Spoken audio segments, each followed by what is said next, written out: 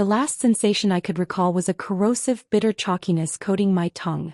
A final, desperate act to silence a pain that had nothing to do with the physical blows my husband had delivered and everything to do with a lifetime of being unloved. The nothing. A void. I opened my eyes to the faint, familiar pattern of water stains on my bedroom ceiling. The air smelled of lemon polish and the faint, cloying sweetness of my sister's perfume. For a heart-lurching moment, I was disoriented, convinced the bleak decades of my first life had been a horrific, prolonged nightmare. But the memories were too visceral, the emotional scars too raw. The taste of rat poison was a ghost on my lips. This was real. I was back. I was Alara Croft, 17 years old, and it was the spring of 1969. The government's shadow loomed over families like mine. Intellectuals, former professionals, people with unreliable backgrounds. The whispers of re-education and relocation to collective farms were growing from a murmur to a roar. I heard them then, the hushed, urgent voices from the living room. Sliding out of my narrow bed, I padded to my door and pressed my ear against the cool wood. "We have to be practical, Alistair." My father's voice, usually so full of academic certainty, was frayed with fear. "The notice could arrive any day. Alara is strong. She's resilient. She can handle the farm labor. But Lyra, her constitution is too delicate. The doctors have always said so. She wouldn't survive a month of that life." Soft sob. My mother whistled. "I know, my love. I know. We must get her to safety. Captain Kalen Vance is from a strong military family. His father is a respected commander. If we arrange the marriage quickly, she can go with him to his base. She'll be protected. She'll be safe." My blood, which had been frozen in my veins, turned to ice. This conversation. I remembered it. This was the catalyst, the moment my first life was set on its irrevocable path to misery. They had married my older sister Lyra to Kalen Vance. They believed his family's status was an impenetrable shield. They were catastrophically wrong. The Vance family, too, fell from grace, accused of some nebulous political disloyalty. They were exiled to a far harsher, more remote labor camp than the one my family was sent to. And Lyra, with her porcelain doll fragility, died giving birth to a child who would never draw breath on that frozen, unforgiving earth. Her death became my original sin. My parents never forgave me for surviving when their favored daughter did not. Before I could step out and scream the truth, the door to Lyra's room across the hall flew open. She rushed out, her face pale but etched with a sharp, calculating determination that seemed utterly foreign on her usually placid features. She looked older. Her eyes held a knowledge that chilled me to my core. She remembered. She had also returned. "Mother, father," she declared, her voice a tremulous blend of false sweetness and barely concealed panic. "I've decided. I will go to the countryside with you. Let Alara marry Kalen." The room fell into a stunned silence. My parents stared at her as if she'd spoken in tongues. "Lyra, darling, no," Isolde said, rushing to her side and clutching her hands. "You don't understand the hardship. It's back-breaking work, filth, hunger." "I do understand," Lyra insisted, a hysterical edge sharpening her tone. It wasn't selflessness, it was pure, unadulterated terror. "I want to be with you. Alara is the strong one. Let her have the easy life in the city with the Vances." I watched them, a cold, sick understanding settling in my gut. He knew. She knew the fate that awaited the Vance family. She wasn't sacrificing herself for me. She was executing a ruthless strategy to save herself, pushing me into the pyre in her place. My father's face softened with pathetic, grateful relief. "Oh, Lyra. Your selflessness. Told she's right. Lyra's robust. She will be fine on the farm. And Lyra will have us to care for her. It's a perfect solution." The narrative was rewritten in an instant. Lyra, the selfless saint, magnanimously giving up her golden future for her weaker sister. I was now the beneficiary of her immense, unwanted charity. "Alara," my father said, finally turning to me as if I were a junior business associate, not his daughter. "Your sister is making a great sacrifice for you. You will stay in the city and live a comfortable life. In return, we feel it is only fair that the family's savings and valuables remain with Lyra, as compensation for her loss." A bitter, incredulous laugh escaped my lips before I could stop it. "If life with the Vances is so comfortable, then Lyra should keep it. I'm used to hardship. I'll go with you to the farm. No. Lyra's shriek was raw and piercing, devoid of any pretense. She looked at me, and in that charged moment, our shared, impossible secret hung naked in the air between us. She knew that I knew. The game was revealed. It's decided, Alistair said, his voice turning to ice as he glared at me, any hint of gratitude vanishing. You get the marriage and a chance at safety. Lyra gets our support. We'll give you $500 for a dowry. That is more than generous. $500. I lowered my head, the number echoing in the hollow space they had carved out inside me over a lifetime. My father, a once wealthy history professor, and my mother, an heiress to a modest textile fortune, were leaving everything. The hidden savings, my grandmother's jewelry, the antique scrolls, to Lyra. My worth was quantified, and it was meager. A pittance to ease their collective conscience. Tears welled in my eyes, hot and shameful. They were the last tears I would ever shed for them. I didn't argue. I simply nodded, my heart hardening into a shield of cold, impenetrable iron. Let them have their illusions. Later that day, my mother, perhaps prickled by a ghost of conscience, slipped into my room. She pressed 2 thick envelopes into my hand. There's $2,000 here and some ration coupons for grain and cloth, she whispered, her eyes darting towards the door. Don't be angry with us, Elara. You are the lucky one. This is all thanks to Lyra's sacrifice. Leaving her the assets is our way of helping you atone. Atonement. The word was a knife twist. For being born healthier? For not being her favorite? For surviving? I took the money without a word. Atonement was not what I needed. I needed a weapon. And this money, this pittance they offered to quiet their own guilt, would be my first. The next day, I walked alone to the Vance family's apartment in the military compound. I carried a small, shabby cloth bag containing my few belongings. My parents were too busy with Lyra, orchestrating her doomed salvation, to spare a thought for my wedding day. The streets were bustling, a world oblivious to the silent drama unfolding within me. Mrs. Vance, Rhea, answered the door. She was a handsome woman in her 50s, with kind eyes and a practical, no-nonsense air. She took in my solitary, shabby appearance with surprise, which quickly melted into a dawning, uncomfortable pity. You must be Elara, she said, her voice warm but cautious. We've heard so much about you from your parents. But where are they?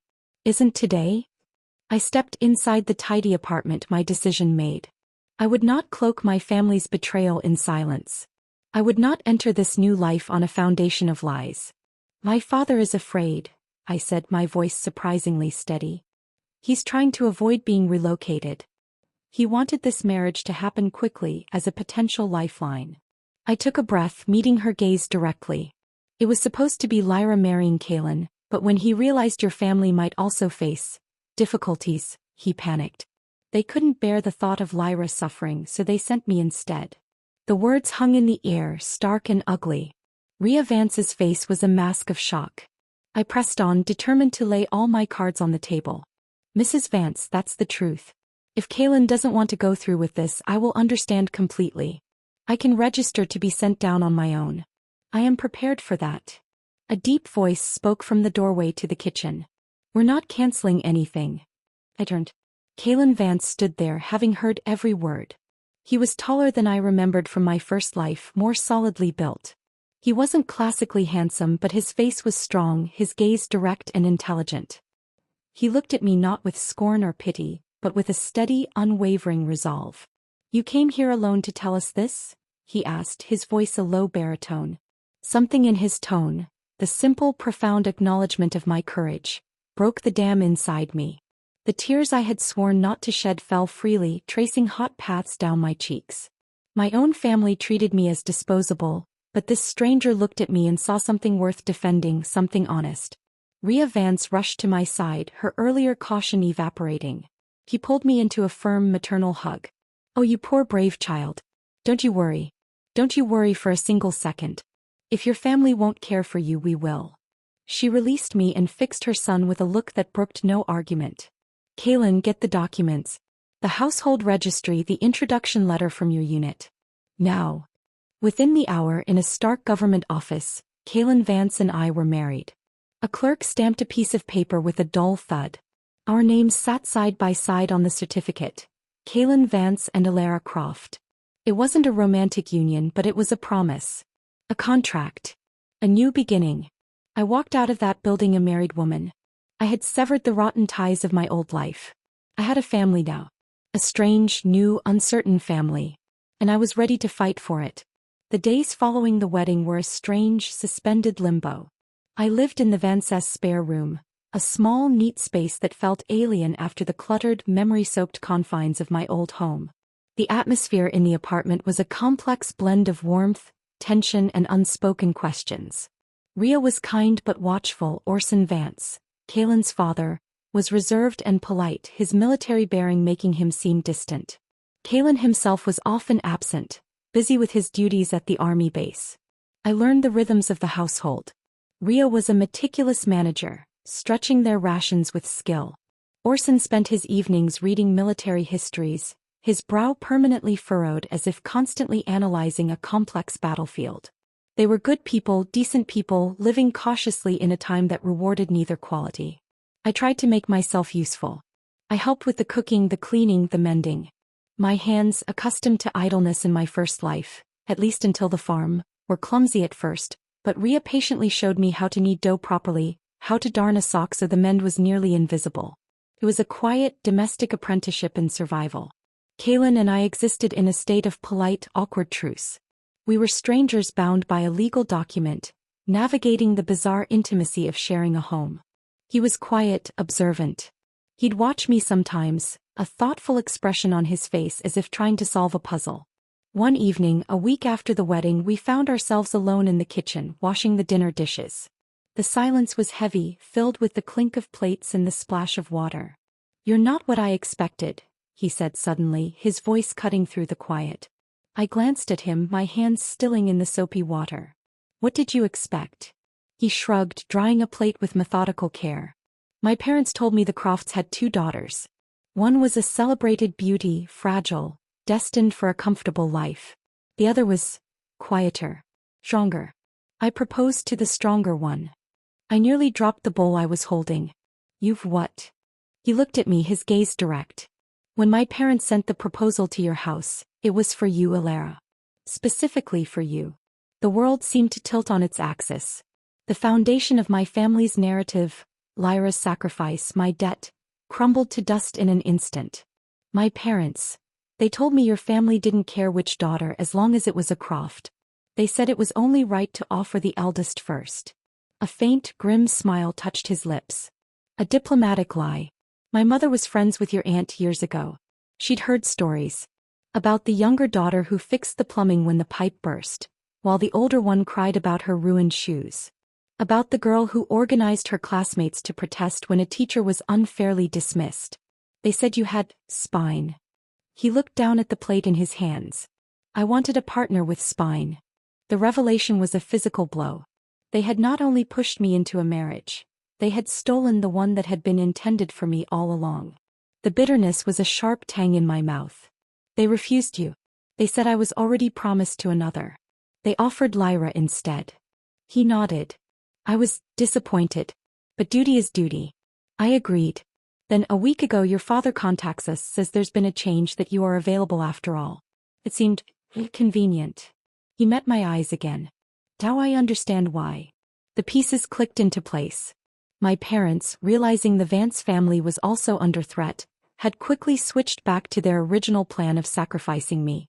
They had offered me the marriage that was always mine, framing it as Lyra's charitable gift. The injustice of it was so vast it was almost laughable. I looked at Kaylin, this man who had seen a quality in me that my own family despised.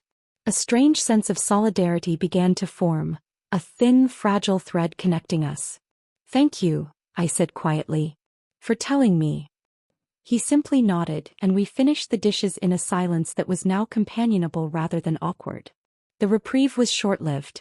The political climate grew stormier. Newspapers carried increasingly vitriolic headlines. Friends of the Vances stopped visiting. Orson came home from headquarters looking grimmer each day. I knew what was coming. The memory of it was a cold stone in my stomach. I had to warn them. I couldn't reveal the truth of my return, but I could use the same story I'd given my mother. I found them all in the living room one night after dinner. Orson was reading, Ria was knitting, Kalen was cleaning his service pistol. A sight that sent a shiver down my spine. I need to tell you something, I began, my voice unsteady. They all looked up. Before my father was taken, he heard things. Whispers. The investigation into your family. It's not over. It's turning. They're talking about relocation. Orson's face went very still. Go on. They're saying a logging camp. In the Northern Territories. The Xilingal region. Is severe. Bitterly cold. They mean to break people there. Ria's knitting needles stilled. Kalen slowly reassembled his pistol, his movements precise, controlled.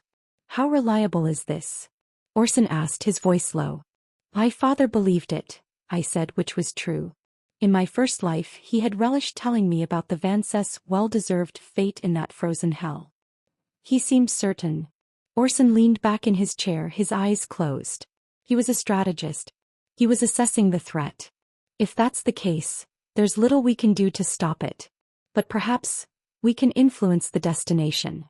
A plan began to form, born of desperation and my knowledge of a future they couldn't see.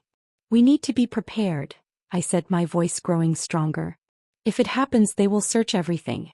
They'll take anything of value. But we can't let them take everything. Ria leaned forward. What are you suggesting, child? We hide it, I said. Not in the walls. They'll tear the place apart. We hide it on ourselves. In the things they'll let us keep. Our clothes. Our shoes. And so we began our quiet rebellion. We became a family of conspirators. Ria and I gathered every old coat, every worn-out pair of trousers. We carefully slit open linings and seams. We converted our savings into the most stable currency possible. Ration coupons for grain, cloth, oil, and sugar. We wrapped them in oiled paper and I, with stitches so small and tight they were nearly invisible, sewed them into the hidden guts of our clothing. The jewelry was the hardest part. Ria had a few precious pieces. A gold locket, a pair of pearl earrings, a simple silver bracelet. Orson had a heavy silver pocket watch from his father, its engraving worn smooth with time. We need to melt them down, I said one evening, the words feeling dangerous. Orson stared at the watch in his palm, his thumb stroking the cool metal. Melt it down. Would he want it to sit in some party official's drawer? I asked gently, or would he want it to help his family survive? There was a long, heavy silence. Finally, he nodded, his jaw clenched in resignation. Kalen knew a man, a former jeweler who had been reassigned to a factory job. He was sympathetic and asked no questions. The locket, the earrings, the bracelet, the watch. They were transformed in his crucible into small, lumpy, anonymous ingots and thin, pliable leaves of metal. They looked like nothing of value. We pried the soles off our sturdiest boots, placed the metal inside, and Kalen, with a steady hand and a small hammer, nailed the soles back on. From the outside they were just worn-out shoes, destined for the rubbish heap. We were as ready as we could be. The apartment grew barer, our possessions pared down to the essentials we would be allowed to take. The air was thick with anticipation. The blow fell on a Tuesday morning. 2 officials in crisp mouse suits arrived at the door. They handed Orson a formal notice. He was accused of harboring bourgeois sentiments and failing to adequately reform his worldview. The entire family was to be relocated to a production brigade in the Xilingal region for perspective correction and labor integration. The official's lips curled into a faint, cruel smile as he named the place. It was the frozen hell I had described. But Orson Vance was a strategist. He did not beg or plead. He simply nodded, his face a stoic mask. I understand. However, I must bring to your attention a medical condition. A lung injury from the war. The climate you describe would be terminal. Regulation 7C allows for reassignment in such cases, to avoid the state being responsible for the care of a critically ill individual. It was a bluff. A brilliant, desperate gamble. The officials looked nonplussed. They conferred in low voices. One of them left to make a phone call. He returned an hour later looking irritated. Your request has been considered. Your destination is amended. You will report to the Morning Star fishing commune south of Dalian. You have 48 hours to prepare. When the door closed behind them, we all stood in the silent living room, breathing again. The Morning Star fishing commune. It was poor, it was obscure, but it was not a frozen death sentence. It was on the coast. We had diverted the tide. The next 2 days were a whirlwind of controlled chaos. We packed our meager allowed belongings, including our specially prepared clothing and boots. We said quiet goodbyes to a few brave friends who dared to visit. The journey was a disorienting blur of crowded, stinking trains and bumpy, dusty truck rides. I sat between Kaylin and Rhea, my cloth bag on my lap. I looked at my hands, soon to be rough with work, and then out the window at the changing landscape, from gray city to brown countryside to the vast gray expanse of the sea. We arrived at the commune as the sun was setting, painting the sky in streaks of orange and purple over the water. The village was a cluster of simple, low-slung houses made of stone and weathered wood. The air smelled powerfully of salt fish and damp earth. It was a harsh, poor place, but it was alive. We were led to our new home, a dilapidated, abandoned storage shed near the shore. It had a packed earth floor, a hole in the roof, and a single small window. It was worse than anything I'd ever lived in before. But I had done this before.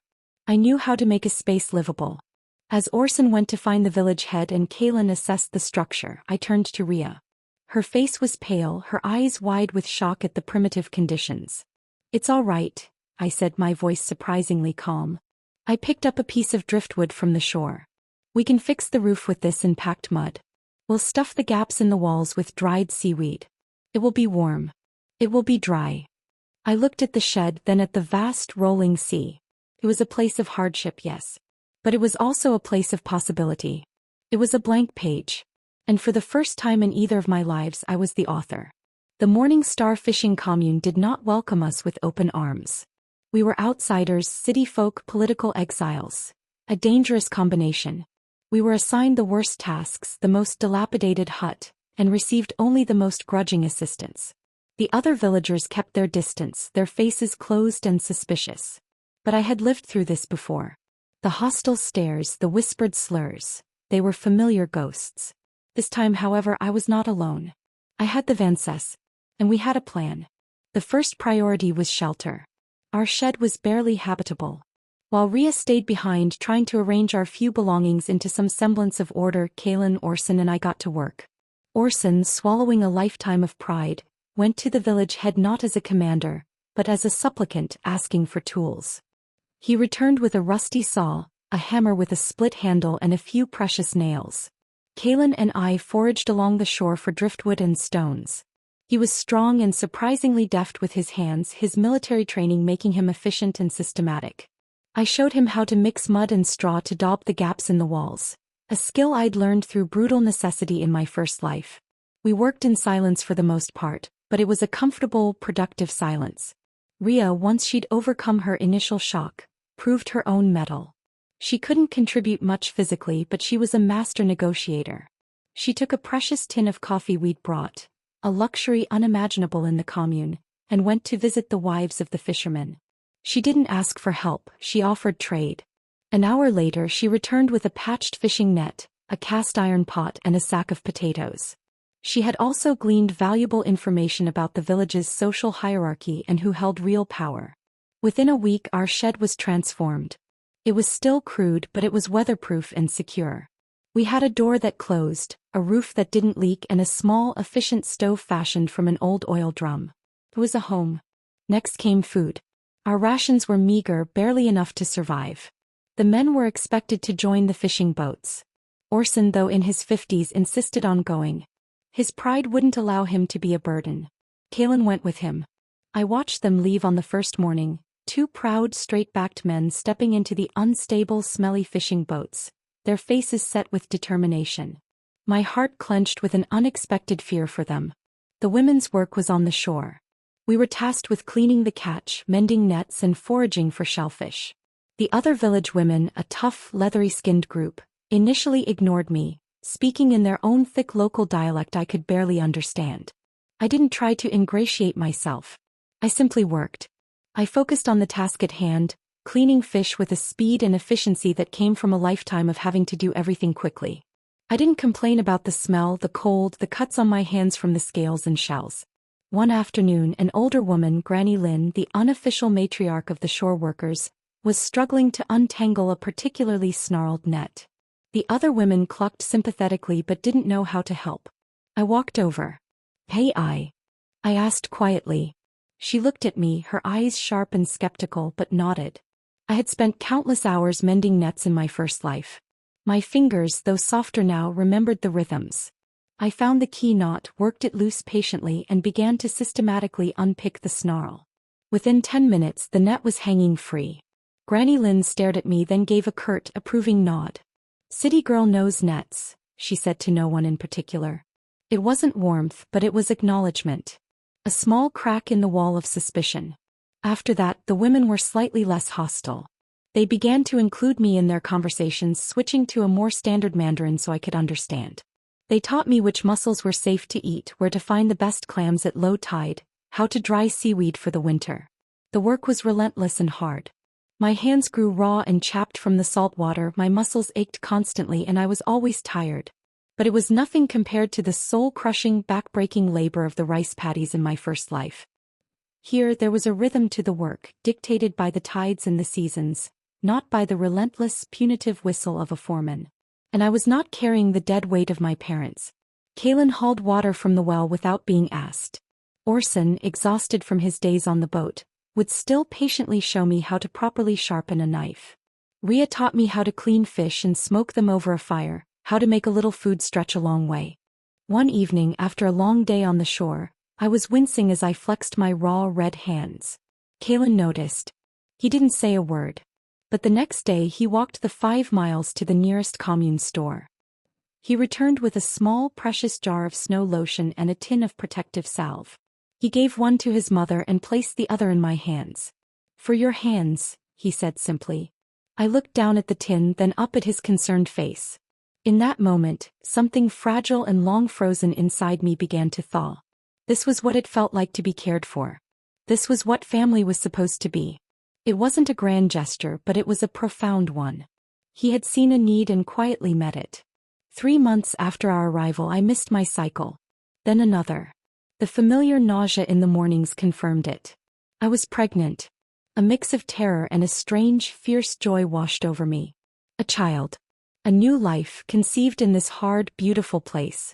Rhea noticed my condition before I said anything. She took me aside one afternoon. "Alara? Is it?" I nodded, unable to speak.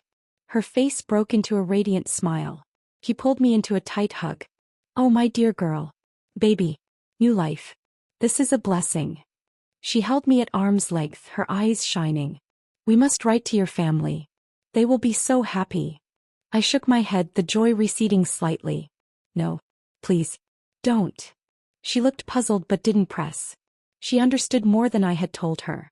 "All right, child. All right. This is our news. Our family's news." She became a whirlwind of activity, a grandmother to be on a mission. She carefully unpicked the lining of an old winter coat and pulled out $50 she had hidden there. She gave 20 to Kalen. "Go to the commune. Buy flour. The finest you can find. Noodles. And brown sugar. As much as you can carry." She used another 10 to buy 2 scrawny laying hens and 100 eggs from a villager. With the last 5, Orson treated the village head to a meal at the state-run canteen. He came back with a promise. When my time came, we could use the village's tractor to get me to the hospital. Their care was a constant, gentle shock. They were spending their carefully hoarded life-saving resources on me.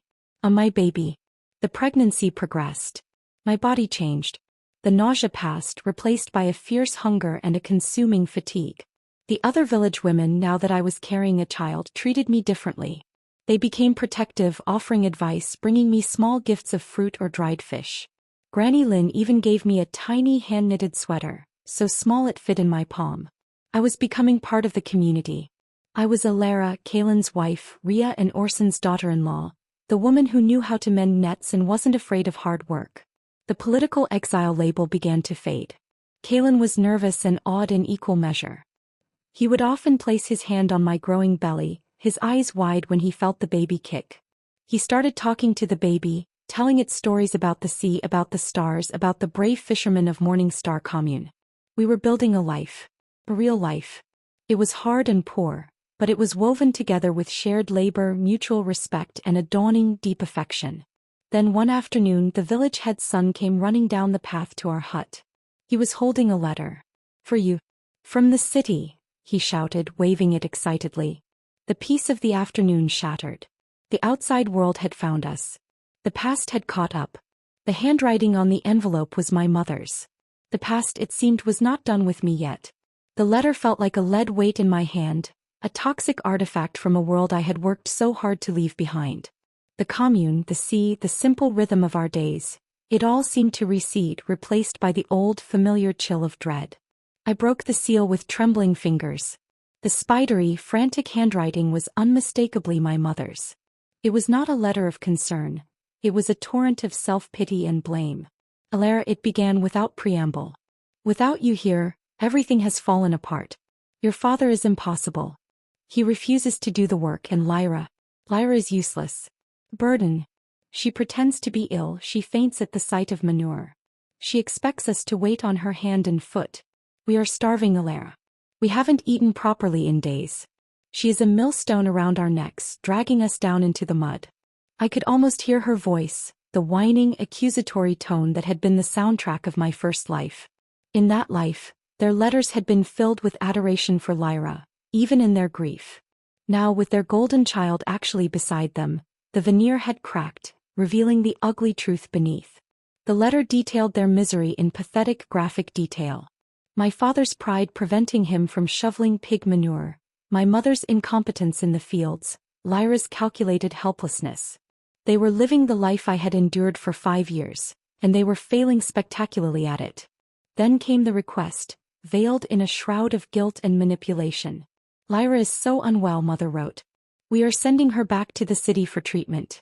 The house is gone, of course. She will have to stay with you. The marriage was always meant for her after all. If you have any conscience, you will take her in. Perhaps you and Kaelin haven't consummated the union? It's not too late to set things right. Let Lyra have the life she was meant to have. You can come here and take care of us instead.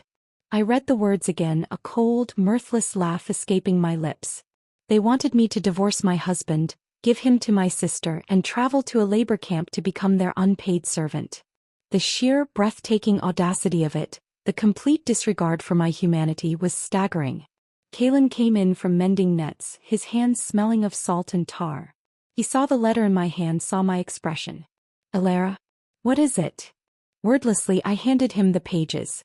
As he read, his expression darkened from curiosity to confusion, then to outright cold fury. He looked up, his eyes blazing. They want you to do what? They're desperate, I said flatly, the words ash in my mouth. And they still see me as a tool to be used. A resource to be exploited. Without another word, I walked to the small iron stove in the corner of our hut, its embers still glowing from lunch. I held the letter over the heat. For a moment I watched the paper curl and blacken at the edges. Then I dropped it in.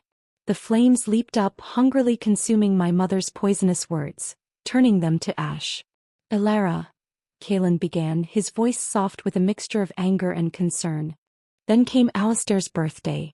Isolde, in her rambling account, mentioned that Lyra had gathered a specific root, one that was free, and made a cloudy, sweet tea. A cold certainty settled in my gut. He died on his birthday, Isolde whispered, her eyes wide with a haunted terror. In agony. They said it was rat poison. In the tea she made him. Lyra had been arrested. She was being held for murder. It wasn't her fault. Isolde insisted, grabbing my arm with a grimy, desperate hand. He drove her to it. He beat her. Alara, you have to help. Your father-in-law has influence now. If he makes a call, says it was an accident. If our family doesn't press charges, they'll let her go. I looked at her, at the woman who had let me be beaten for a bowl of noodles, who had called me a sinner for surviving. And then what? I asked, my voice dangerously quiet. She comes here, and you tell me again that this marriage, this home, was always meant for her? That I should step aside? Guilt flashed across her ravaged face. No, of course not. I heard you have children now, but Alara, her voice turned wheedling, you must admit this life was supposed to be Lyra's. If she hadn't given it to you, you'd be the one in trouble now. You owe her. You have to beg your husband and his father to help her. It's the least you can do. It was then that Kaelin, who had come looking for me, stepped out of the guardhouse. His face was like granite. He walked to my side and took my hand, his grip firm and sure. Mrs. Croft, he said, using her maiden name, his voice cold and formal. You are mistaken. My mother flinched at the sound of her old name. What are you talking about? I asked, though a part of me already knew. The marriage was never meant for Lyra, Kalen stated, his eyes locked on my mother's terrified face. He spoke clearly for the guard and for any other listening ears. When I asked my parents to send a proposal to your home, it was for Alara. Specifically for Alara. Your parents refused. They said she was promised to another. They offered Lyra instead. They lied to you and they lied to us. The truth, spoken aloud at the gates of my home, was a cleansing fire. The last vestige of their narrative, of Lyra's sacrifice, of my debt, burned away to nothing, leaving only the ugly, naked truth of their betrayal. My mother had no defense. The shame was written plainly on her crumbling face. She had nothing left to say. She turned without another word and shuffled away, a broken, lonely figure swallowed by the city's crowds. A few days later, the news came in the paper, a small, stark paragraph in the back. Lyra Croft had been found guilty of murder and sentenced to death. Before her execution, she requested to see me. A part of me, the part that remembered the sister I had once idolized, felt a pull of morbid curiosity. Another part, the part that had built a new life from the ashes of the old, wanted nothing to do with her. But a need for closure, for a final, definitive end, won out. I agreed to see her. The visiting room in the detention center was a cold, sterile box, all pale green paint and scuffed linoleum. It smelled of bleach and despair. I sat on a hard wooden chair, my hands folded in my lap, waiting. I felt strangely calm, detached, as if I were preparing to watch a play about someone else's life. They brought her in. Lyra was shackled, dressed in a drab, oversized prison uniform that swallowed her frail frame. The delicate beauty she had so carefully cultivated was gone, eroded by hardship, fear, and hatred. Her hair was lank and greasy, her skin sallow. But her eyes, when they met mine, burned with the same feral rage I'd seen at the compound gate. You, she spat, the word a venomous dart as she shuffled into the chair opposite me, her chains clinking. How did you do it, Alara? How did you change everything? I said nothing, just watched her. Her voice rose, tight with hysteria. In our last life, you and our parents went to the farm and you thrived. You were fine. Why did it all fall apart when I went? And the Fiancés? They were supposed to be sent to a frozen wasteland. Why did they get to stay in some cushy fishing village? What did you do? I looked at my sister, this stranger bound to me by blood and a shared, cursed history, and felt only a profound, exhausted pity. I did nothing, Lyra, I said, my voice even. Nothing changed. The farm was just as hard. The only difference was last time I was there. I was the one who did the work. I was the one who carried them. What did you do for them, Lyra? Can you even tell me? A flicker of something, shame? Regret? Crossed her face, but it was quickly consumed by the all-consuming fury that had clearly become her prison. So what if I didn't? If I hadn't given you this marriage, you'd be rotting in that farm right now. You'd be the one on trial. You owe me everything. You've told that lie so many times you've started to believe it, I said, my voice cold and flat. Kalen is outside. He drove me here. Do you want me to call him in? Do you want to tell him to his face that you gave me this marriage? The color drained from her face. The name, Kalen, was a spell that broke her rage, replacing it with raw, animal panic. No, he can't be here, he can't know. If he knows I switched it, he'll never help me, her hands chained together, twisted in her lap. You have to get me out of here. You have to make him help me. Then her expression twisted into a vicious sneer, a pathetic attempt to regain control. You think you've won? You think you're special? You were nothing. The daughter they never wanted. All I had to do was sigh and say I was a little jealous of Captain Vance, and they gave him to me. They loved me most. They always loved me most. Her voice cracked on the last word. You get me out of here, Alara, or I'll tell Mother you let me die. See if she ever forgives you then. I looked at her, at the desperate, pathetic creature she had become, still trying to manipulate a world that had utterly crushed her, still clinging to the illusion of our parents' love as her ultimate weapon. You forget, Lyra, I said, rising from my chair. The meeting was over. I had seen all I needed to see. I publicly severed ties. Your mother stopped being mine a long time ago. Whether she forgives you or not is no concern of mine. I turned and walked toward the door. Behind me, her screams echoed down the sterile corridor, full of rage and futility, the last desperate sounds of a life built on a foundation of sand and spite. I hate you. Lyra, I hate you. You stole my life. You. The heavy metal door clanged shut, cutting off her voice forever. The sentence was carried out a week later. Lyra was gone. The final news of my family came not through a letter, but through official channels. Kalen, using his reinstated position, made some discreet inquiries. After my father's death, my mother, Isolde, had quickly and desperately remarried a brutish farmhand, a man who drove an ox cart and had a reputation for violence. He was a drunk and his temper was swift and brutal. She had tried to run away, perhaps to find me, to beg for shelter once more. He had caught her on the road. The official report was sparse, clinical, death by misadventure. But the unofficial word, passed from the local police to Kalen's contacts, was that he had beaten her to death in a drunken rage. Kalen and I traveled to the bleak, remote labor farm to collect her ashes. It was a miserable, soul-crushing place, exactly as I remembered it. The officials handed us a small, plain wooden box. It was shockingly light. We brought her back to the city. We buried her remains in a public cemetery, in a plot next to the one where my father and Lyra had been interred. They had loved Lyra for 2 lifetimes. Perhaps being together in death was what they had all truly wanted. I felt nothing as the earth was shoveled over the urn. No sadness, no anger, no relief. Just a vast, empty silence.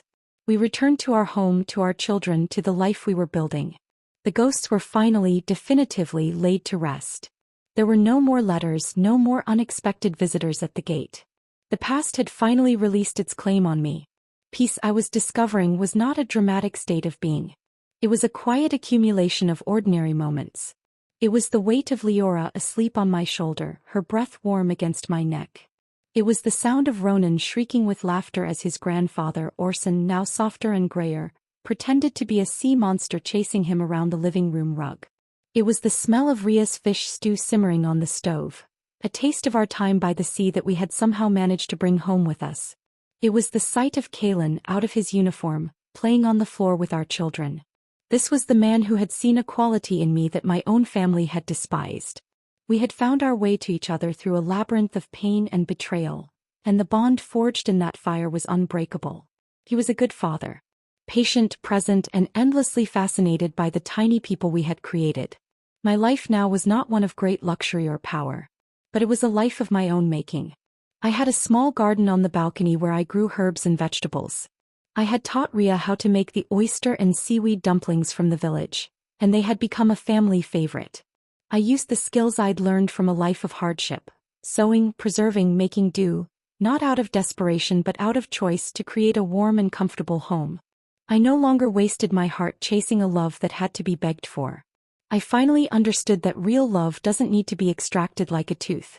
It is given freely. It is in the cup of tea made for you when you're tired, in the hand that finds yours in the night, in the laughter that fills a room. I had carved out my own harbor, and it was filled with the light and noise and love of the family I had chosen, and who had chosen me. The echoes of that other life, that first life of dust and despair, had finally faded away, leaving only the solid, beautiful reality of the present. I was a Lara Vance. I was a survivor. I was a wife. I was a mother. And I was finally home. The years after our return from Morningstar Commune unfolded not with drama, but with a deep, satisfying sense of accretion. We were building something brick by brick, day by day. The twins, Ronan and Leora, grew from stumbling toddlers into curious, bright-eyed children. Our apartment, once a sterile reminder of a life interrupted, became a true home, filled with the evidence of our existence.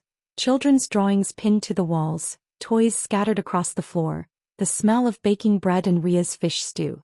Orson, officially reinstated, chose to take an early retirement. The ordeal had aged him not just physically but spiritually. He had no stomach for the political maneuvering of headquarters anymore. Instead, he found a new purpose in his grandchildren. He was the patient storyteller, the gentle giant who could fix any broken toy. He taught Ronan how to whittle little boats from wood, and he told Leora elaborate tales about the stars, naming constellations after the fishermen and sea creatures of Morning Star. Ria embraced her role as grandmother with a joy that seemed to erase the last lines of worry from her face. She was the keeper of traditions, the maker of festivals. She taught me recipes that had been in her family for generations, and together we adapted them to the ingredients we could find in the city markets. Our home became the center of gravity for our small, tightly knit family unit. Kalen thrived back in the structured world of the military. His time in the commune, rather than being a black mark, had oddly burnished his reputation. He was seen as resilient, tested, and loyal. He received a promotion, his responsibilities grew, but he was fiercely protective of his time at home. He was determined that his children would know their father in a way he had never known his own, often absent, father. He and I learned each other slowly, carefully, like two people deciphering a complex map. Ours was not a love born of passionate, youthful romance. It was something quieter, deeper, forged in shared hardship and mutual respect. It was in the way he'd bring me a cup of tea without being asked, the way he'd listen intently when I talked about my day, the way his hand would find the small of my back when we stood together watching the children play. It was a partnership. It was a choice reaffirmed every day. I found my own purpose beyond wife and mother. Using the small stash of money I'd saved from my mother's guilt offering and my own ration coupons, I started a small business. I began by mending clothes for other families in the compound. My stitches, honed from sewing secrets into coat linings, were so fine they were nearly invisible. Word spread. Then I started taking in sewing projects, making clothes for children, altering uniforms. I even began to design a little, creating practical but beautiful jackets inspired by the functional clothing of the fishing village, but with a city sensibility. It was not a grand enterprise, but it was mine. It gave me a sense of independence, of identity separate from my family. The money I earned was not much, but it was something I had created myself with my own skill and effort. I opened a small savings account for Ronan and Leora, depositing a few coins each week. It was a promise for their future, a future I was determined would be secure and full of choices I never had. One afternoon I was at the market buying thread. Leora was holding my hand, chattering about a butterfly she'd seen, while Ronan trailed behind, fascinated by a cart selling wooden puzzles. The sun was warm on my back, the air filled with the lively cacophony of the city. I felt a hand on my shoulder. I turned. It was Mrs. Yao, the wife of one of Kalen's senior officers. She was a kind woman but a notorious gossip. Her eyes were wide with news.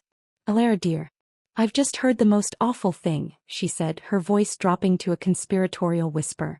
"You remember the Crofts? That family who lived in your building before? Well, before? The intellectual family." My blood went cold, but I kept my face neutral. "Vaguely," I said. "Well, it's just tragic," she continued, not noticing my reaction. "The whole family is gone. Wiped out. The father died on some farm. A heart attack, they say. The daughter, the pretty one, she went mad after he died. Killed herself, poor thing. And the mother, oh, it's too dreadful. She remarried some brute who beat her to death. Such a tragic end." She shook her head, savoring the drama. "They say the younger daughter got out, married some soldier. Probably for the best. A family like that, it was cursed." I stood there, listening to the story of my first life being reduced to a piece of salacious gossip. The immense, crushing pain of it all was now just a tragic end, a cursed family. There was no mention of political persecution, of impossible choices, of a love so twisted it became a weapon. There was just a morality tale for the market square. "How awful," I said, my voice perfectly calm. "Thank you for telling me, Mrs. Yao. Come along, children."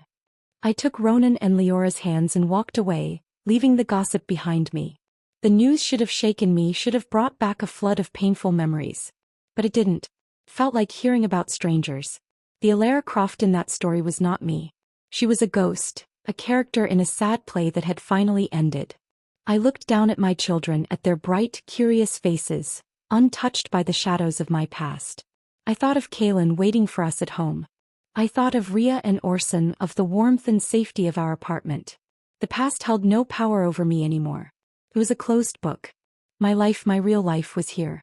It was in the weight of the fabric in my bag, in the feel of my children's hands in mine, in the knowledge that a man I respected and loved was waiting for me. I had carved out my own harbor, and it was sturdier and more beautiful than anything I could have ever imagined. The storms of the past could rage all they wanted. They could not reach me here. I was Alara Vance. I had survived. I had built. I was loved. And that was enough. It was more than enough. It was everything. The end.